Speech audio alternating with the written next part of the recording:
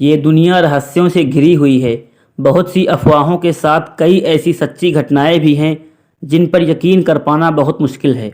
लगभग 70 साल पहले जापान एयरपोर्ट पर उतरे एक अनजान यात्री की कहानी भी कुछ इसी तरह रहस्यमयी है। 1954 में टोक्यो के हेनेडा एयरपोर्ट पर एक यात्री उतरता है।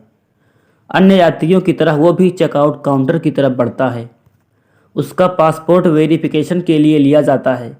यहाँ तक सब सामान्य था, लेकिन यही बात तब असामान्य हो जाती है जब पासपोर्ट चेक करने वाले की नज़र उस देश के नाम पर जाती है जहाँ का ये व्यक्ति निवासी है। उस देश का नाम होता है टॉरेड। इस देश के बारे में वहाँ मौजूद किसी भी कस्टम अधिकारी ने कभी नहीं सुना। उस अनजान यात्री से पूछताछ होती है। उससे जापान आने की वजह पूछी जाती है तो वो बताता है कि वो यहाँ एक बिजनेस ट्रिप पर आया है। उसके अनुसार उसका यह देश फ्रांस और स्पेन के मध्य कहीं स्थित है। उसके पासपोर्ट पर लगी अन्य देशों की मोहर सही थी।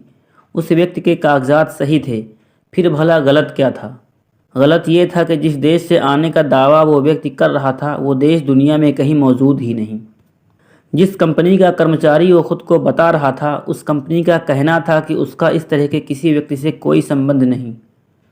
इसी तरह वो जापान जिस कंपनी में मीटिंग के लिए आया उन्होंने भी ऐसे किसी व्यक्ति की जानकारी को झुठला दिया। जिस होटल में ये व्यक्ति अपने ठहरने की बात कह रहा था उस होटल में भी उसके नाम की कोई बुकिंग नहीं थी।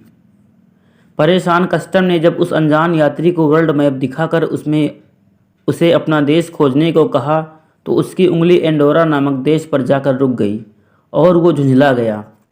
उसका दावा था कि यह मैप गलत है क्योंकि यहाँ एंडोरा की जगह टॉरेड का नक्शा होना चाहिए। उसने ये भी कहा कि उसका देश वहाँ 1000 सालों से स्थित है।